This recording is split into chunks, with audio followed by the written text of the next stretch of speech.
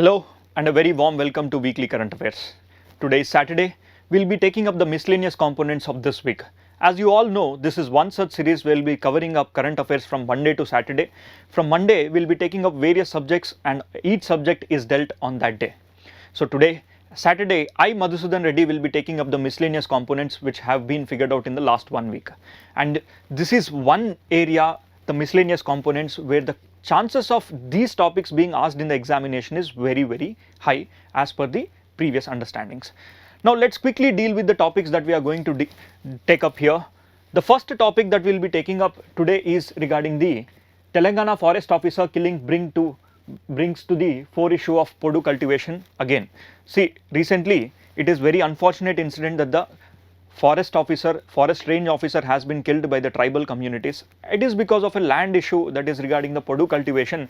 It is figured out. We are going to discuss in detail about this. And the second one we'll be taking up is the great knot sighting untangles a migratory mystery. It is a bird which has been traveling from Siberia till Gujarat. So there are some changes in the flyways.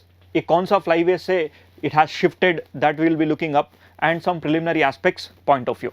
And the other article we'll be going for is the community reserves which have been in news in the northeastern region. So the community reserves, it has been understood that काफ़ी ज़्यादा community reserves are now being converted and the government is in a spree to increase this community reserve area.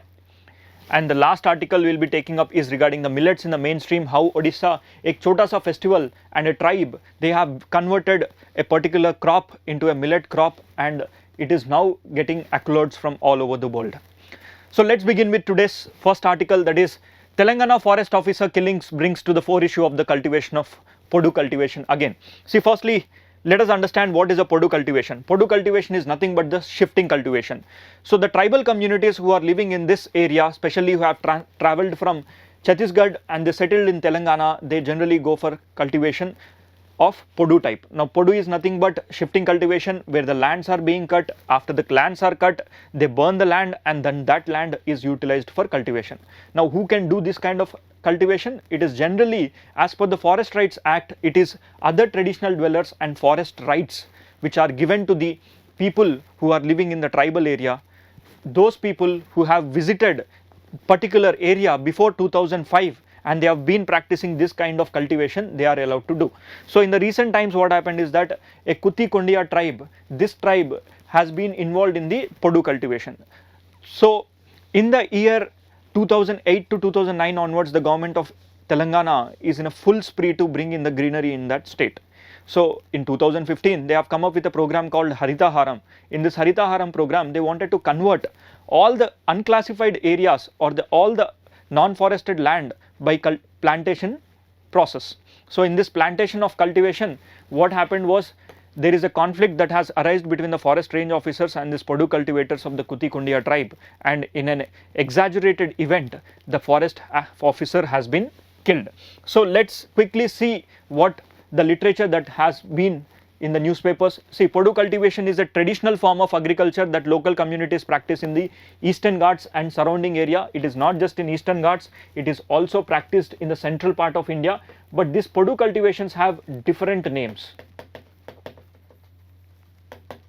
Now what are these different names? Let's see. These are some things where preliminary examination में scope बनता है question पूछने का. Firstly, Jum cultivation is also another name. It is practiced in the northeastern states. You look into the Weaver or Dayar, this is a cultivation which is practiced in the Madhya Pradesh, Bundelkhand.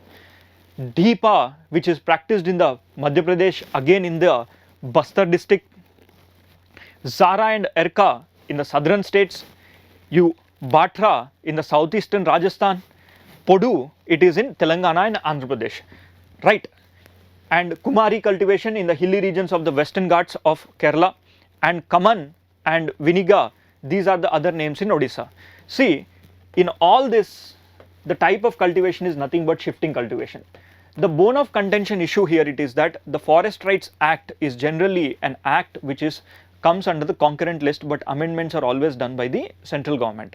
Here, there is a deadline that has been given that 2005 and before, whoever have come to a particular forest area, imagine this is a forest area, and in this forest area, has been practicing this type of cultivation where people cut the forest and they cultivate the plantations.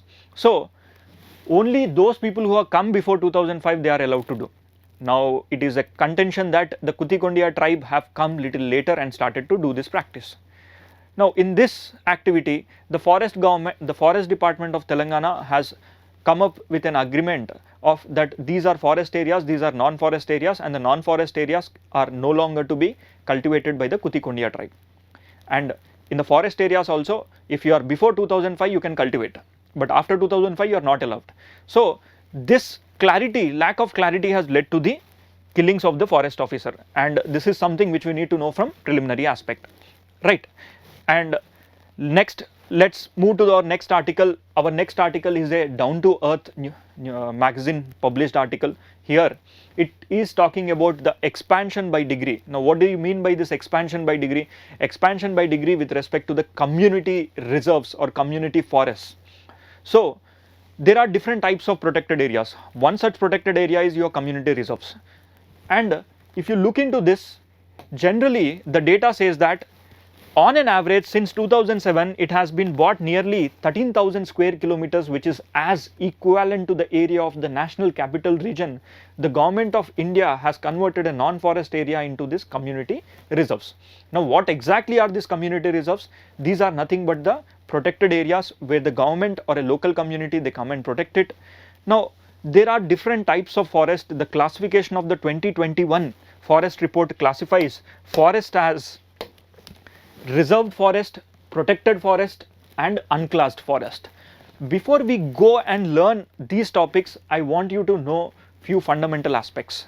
One, a protected area is one such area which can be sanctuaries, it can be national parks, it can be conservation reserves, it can be community reserves, or it can be tiger reserves.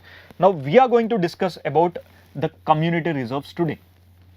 So recently in the northeastern area, the government of India started to make some memorandum of understandings between the forest department of that state and the local tribal community owned lands or unclassified forests.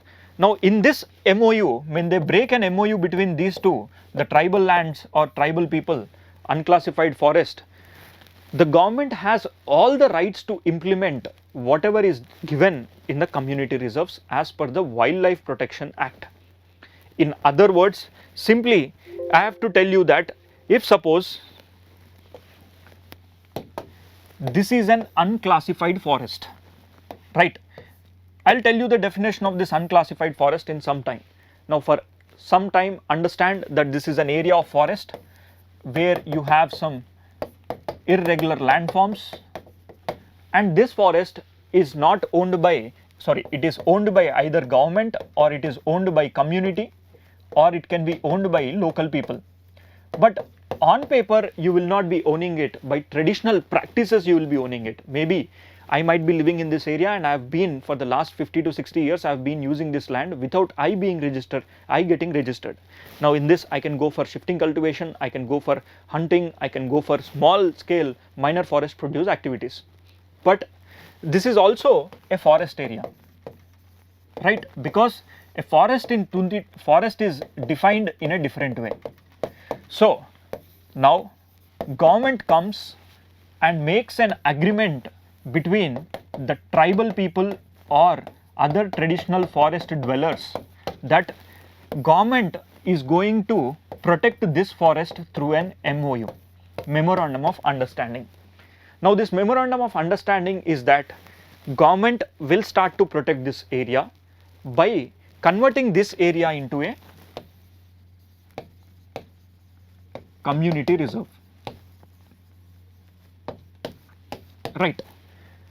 So once this area is declared as a community reserve, people who are living in this tribal area and other traditional forest dwellers, they no longer have the rights to go into the interior and collect the minor forest produce, use this land for cultivation or use this for hunting purpose. So this becomes an area of around community reserves. This has been, the community reserves is constitutionally came from the Wildlife Protection Act of 1972. This is where the community reserves are defined. Now once these community reserves are declared, it comes under the purview of the Government of India. Now who takes care of this? It is Chief Wildlife Warden of that particular state. So this is now managed by the government, but government is completely not owning it. The memorandum of understanding between the government and the tribal officials or tribal local landlords, or maybe, sorry, it is not tribal local landlords, it is tribal local leaders who will have this agreement. So usually the government will take care for 5 to 7 years, and after that the role and function of the government is finished. No longer the government has the rights to take care of this, and the memorandum of understanding is finished. But later the issue here is that once this area is converted into community reserves, even after 5 to 6 years of the government's MOU time period is done or finished, here this is still a community reserve and the people here do not own any rights. So suppose you are the tribal people and earlier your dependency was on this land, and why would you lose this land and never get back, and you can no longer utilize this land for yourself?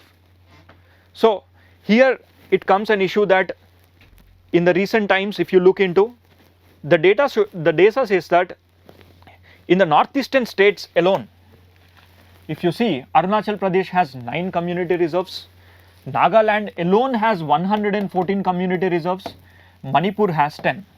Now if you look into the rest of the part of the India, it is generally, you see Punjab has 3 community reserves, Haryana 5, Karnataka 1, Kerala 1. But northeastern, Meghalaya 71, Nagaland 114, Arunachal Pradesh 9 and Manipur 10. Now the states of northeast India are not happy with this type of conversion and the MOU, Memorandum of Understanding, because of course earlier they were utilizing these lands for their day-to-day livelihood purposes. Now you develop, they are asking to government to come and develop it, but little later they understand that this land can no longer be utilized even after 5 years. But the government has a different perspective. Now what is the perspective of this side, that also let us look into. So before that, let's quickly deal with the definitional terms of the India State of Forest report in the 2021. It has said that the forest can be divided into 3 different types. One is reserve forest, other one is protected forest, and the third one is unclassified forest. See, reserved forest and protected forest, here it can be a tiger reserve, it can be a wildlife sanctuary, it can be a national park. These are your areas of higher grade of protection. But when you look into this unclassified forests are those forests which is not a reserve forest, which is not a protected forest, but other forest where it is not coming unto these characteristics. So Government of India has concentrated on these areas, and these areas are now being converted into community reserves under the Wildlife Protection Act. So you are a tribal land, tribal holders, I as a government will come and make a MOU. Through this MOU I will say that for 5 years I will develop this land and I will be taking up your rights, and after this no longer you are going to get rights. So this is a illogical activity as per the tribals point of view. But why would the government do this? Why would the tribals agree to it? There should be a logic, right? So let's look into that logic as well. So quickly, before that, quickly read the definitional aspects here. See, first one, reserved forest. Reserved forest have the maximum protection. Yes, they have the maximum protection with all activities prohibited unless permitted by the forest department, right? So here permission is given by the Chief Wildlife Warden. Chief Wildlife Warden gives the permission. Next, protected forests have limited degree of protection where all activities are permitted unless prohibited by the forest department, right? See, activities can be done, but if they are asking to prohibit this particular activity, then that cannot be done.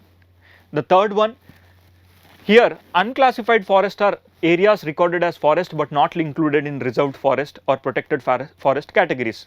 They can be owned by the government, communities, clans, individuals. This category of forest primarily being converted into community reserves, right? Now let's see some nitty-gritties in this. Through which act this can be converted? It is through Wildlife Protection Act. Secondly, the protected areas of India which typically act as buffer zones to national parks, wildlife sanctuaries, these are the areas which are being converted into the community reserves, so that the buffer area of the national parks and wildlife sanctuaries can be conserved. Now here, directly or indirectly, the tribal people who are given the rights under the Forest Rights Act of 2005, they are losing their rights indirectly, but the forest area is being protected. Now for this, don't you think that these people need to be compensated? Yes, of course, they need to be compensated. The compensation comes in a different way. The government's perspective here is that they are going to come and develop this landmass, right? They are going to convert this area into complete forest, right? So these areas are most of the times around a national park, a wildlife sanctuary, which are acting as a buffer zone. So earlier this area is owned by the tribal people and their practices. Now they have given this land for the government for 5 years and they have developed. Here the issue here is that 5 years government will come and invest. Later the joint forest management will take place. Those areas which are converted by the government, this particular area, the joint forest management will take place, or the resources that are coming or arising out of this will be utilized by that particular community itself. So this is a win-win situation, of course, but in this win-win situation there are some issues, the bone of contention issues, that it is not being implemented properly, right? So some of the examples which are very, very successful are in the Meghalaya, but today Meghalaya itself is opposing for that. You know, the problem here is that around 33% of the total forest in India is in 8 states. Out of this, 5 states are from Northeast, and this is where the government of India is concentrating on converting this area into community reserves. So of course the people or the tribal people livelihood is dependent on this, and at the same time, if this area they wanted to extend slowly, the areas of national parks are being extended, and in this consideration the people who are living, they are also losing their forest rights now. And this, instead going for joint forest management, they are being pushed outside this joint forest management area. So the multi-dimensional issue here is that they are not being able to properly implement this act. Therefore the center notifies once the community reserves has few prohibitions. What are these prohibitions? Let's see. It says that people are not allowed to hunt, right? Of course, collect non-timber forest produce, they are not supposed to do. Use it for agricultural practices, they cannot do. Cultivation of any kind, no. Hunting and fishing, no.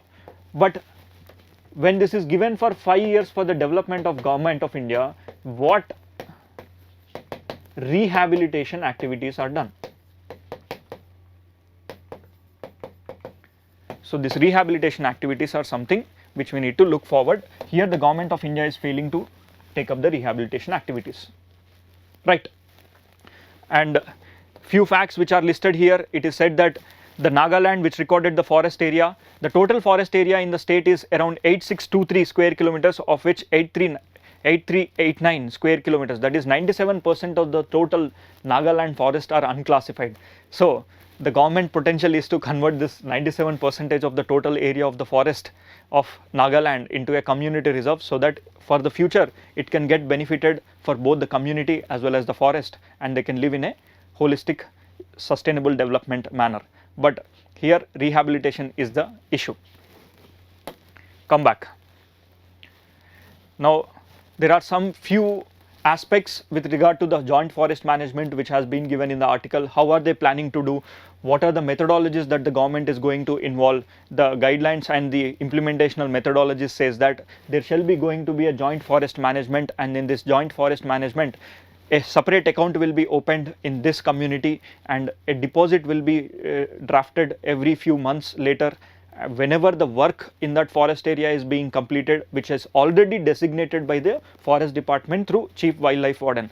It simply means that the chief wildlife warden will decide what kind of activities need to be taken. Maybe ecotourism ho sakta hai, maybe bird watching can be there. So people from here, they can go to the northeastern region and get into those areas and go for bird watching. So for that there can be a ticket. That ticket can serve as some amount of money will be given to the government, and some amount of the revenue will be shared with the local communities.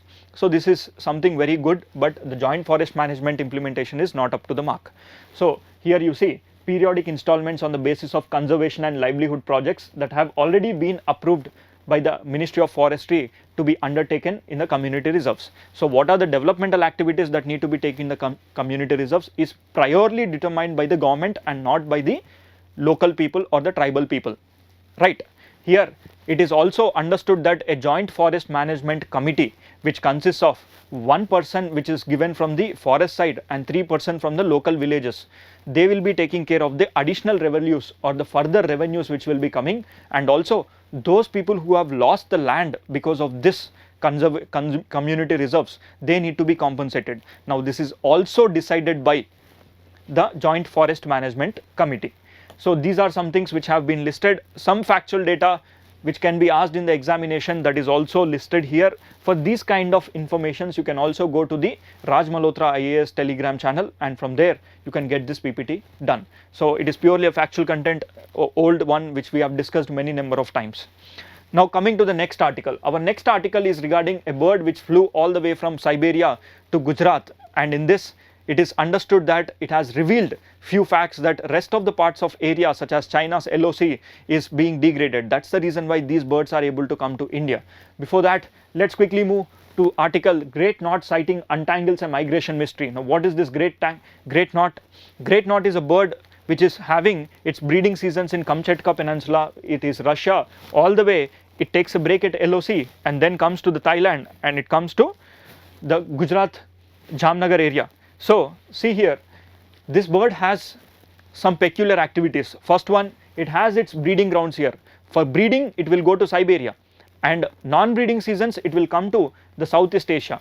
But for the first time since the last 3 odd years, from last 3 years consecutively, this bird has been coming to Jamnagar, that is Gujarat area, which is also a marine national park area hai. Okay? It is also a marine national park area in the near to the Jamnagar. These birds are coming and settling there. So it is understood that the natural route of the bird is from a different flyway. Recently it is understood that it has changed its flyway. Now why the birds will generally change its flyway, that is what we have to look into. See, a bird when it travels across places, it has a particular route. It is generally understood that birds have the understanding of the magnetic field of the earth. So this magnetic field of the earth, if the birds can align and understand, that is what the route they are going to travel. Now see here, this is the Central Asian flyway where the birds use the particular route. They come to India, and this includes near about all the area of the Central Asia. This is how the birds fly. But recent times it is understood that the bird of Great Knot, it has changed its path. Usually its path is from the East Asian Australian flyway. It is East Asian, the red color area, East Asian, this is the pathway, that is East Asian Australian flyway. It has changed its path and entered into the Central Asian flyway. That means it has changed its route. Now why is it important to know the changes of this route? It simply means these kind of activities are an indication that particular area is degraded. For example, the general route of this bird is that it comes from Siberia and then gets into, just a minute, it comes from Siberia all the way and rests at the LOC. Here they have changed its pathway. Its pathway is that LOC, it is now under degradation, no longer the mud flats are active, because of which they are not being able to stay there. So they have changed their route, came across the Central Asia, came to India, that is Nagaland, and then it has now come to Gujarat. But how do we know that it has come all the way? Simply, these are tags, bird tags. If you can see it on the leg of the bird, they have been tagged. The Russia has tagged and named it as 6Z. It has named it as E6Z. This is the name of the E6Z batch, and that batch has come to India. So these kind of questions can be asked in the preliminary examination. The chances are very, very high. Next, before that, let us once quickly look into the Central Asian flyway and its importance. See, Central Asian flyway, India is completely in the Central Asian flyway. In this Central Asian flyway, we have 30 odd countries which are having 622 odd water bodies, plus regional importance is that the conservation of water bodies should be prioritized. This is an indication that if these birds have to come to India, the water bodies also need to be prioritized. And also at the same time, it's clearly indicates that the southeastern range as well as the LOC, that is already degraded, right? Now last article that we will be taking up is millets.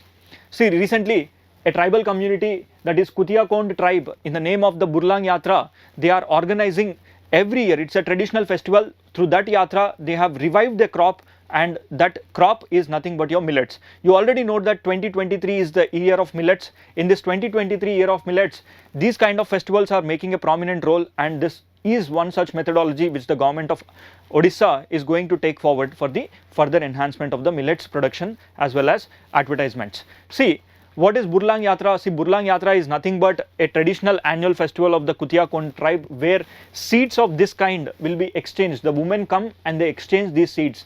So usually in this tribe, their livelihood or their staple food was millets. From this staple food of millets, they have slowly, since last 2 decades, they have transformed themselves into a rice and the other forms of crops. So because of this festival and some involvement of the NGOs and the government, the festival has helped to revive the millets that they are growing back. So it is said that earlier the young and the youth of this particular community who are used to eat the millets, they were looked down. But today, millets being promoted by the government of India, and also it is the 2023 crop of the world or millets year is taken as consideration. So these millets now got back the prominence. In this prominence, you need to know that some important aspects of the previous data. See, firstly, you look into the areas of the production. It is in the year 2014, it was somewhere around 17.20 million tons. But in 1949 to 50, it is also the same. There is not much of change. But see here, annual area under the millets, if you see 2013 and 14, it is 7.25 lakh acres, but go back and see in the 1949 to 50, it is around 51.44. Why did we move from this to this? Of course, food security is one of the reason, no doubt. Food security is the primary reason why did we move from this particular form of cultivation to this cultivation. But ultimately, we got to understand that millets plays a major role in getting the food balance, the nutritional balance across the human life. But it is also very important to know some few aspects of millets that are agriculture and healthy world which is considering for. Now firstly, millets play a major role in the food security. It is very nutrient rich, no doubt, and it is safety form for diabetes, because generally the glycemic index which is there, keeps it a stable rate. So in general, a millet once eaten in the morning, you don't feel hungry for the evening. Why? It is because slowly the millet starts to release the glucose in batch wise. If you take up rice in the morning, if you have taken it, generally the rice will shoot up the glucose, and by the evening or after few hours you will feel low, the energy levels are low. So a person who is having diabetes, they generally do not have this tendency where they can wait for the glucose to digest. So usually it is advised to take millets as their crop. So some other important aspects, if you look into it, is nutritionally rich, ठीक है, requires less water, पानी कम है, इसीलिए it is grown in the semi-arid areas, and it requires moderate and fertile soil, not much of very fertile soil. If you go to Rajasthan, most of the areas are being cultivated by millets, especially bajra and all. And profitable crop, of course, yes, it is a profitable crop and drought resistant crop because it provides cheap and high nutrition options. Along with that, droughts, ज़्यादा पानी नहीं चाहिए, तो this crop can be grown anywhere. And lastly, long shelf life. Of course, once you grow this crop, even after 8 to 10 years also this crop yield can be eaten. So such a long shelf life is definitely required for our food security, and also the nutritional balance maintain करने के लिए काफ़ी ज़रूरत है. Now that's it guys, this is some of the important aspects which we have taken up in this session. If you would like to take up any particular topic, do drop a message or comment down in the comment section. We will be coming and taking up it. And for this PPT, you can go to the Raj Malhotra IAS Telegram channel and download this PPT. And also at the same time, there will be a question that can be asked, that will be asked from these topics which we have discussed in the link description in the form of Seize the Mains. You can go to that Seize the Mains and then write your answer and get it evaluated from our experts. Thank you guys and see you next week.